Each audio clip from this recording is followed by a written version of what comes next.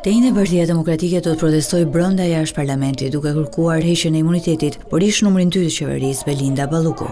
Deputetët demokrat brenda sallës kuvendit do të mbështesin SPAK-un e do të votojnë pro kërkesës së prokurorisë posaçme për të arrestuar ish zëvendës kryeministren Balluku, ndërsa jashtë ambienteve të kuvendit, mbështetësit e opozitës do të protestojnë duke kërkuar tërheqjen e kryeministrit Edi Rama. Në mbledhjen e grupit parlamentar demokrat, kryetari i PD-s Sali Berisha akuzoi kryeministrin Rama se do të përdorë të njëjtën mandatet e deputetëve për ta zgjuar sistemin e drejtësisë në vend. Mblidhemi në një kohë kur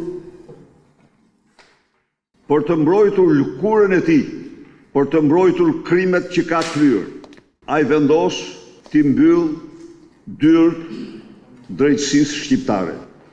Vendos mburoj e plot të mazhorancës së krimit apo të mandateve të krimit për vjedhjet e tij dhe të qeveritarëve.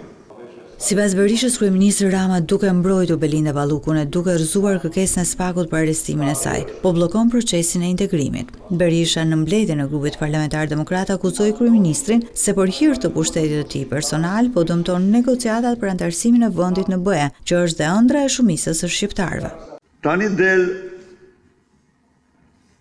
një Haxhi Qami që vetëm pak muaj më parë bërtiste për pasaportën europiane që do udhëronte shqiptarëve dhe tani u nxjerr pasaportën e Beogradit shqiptarëve në vend të saj.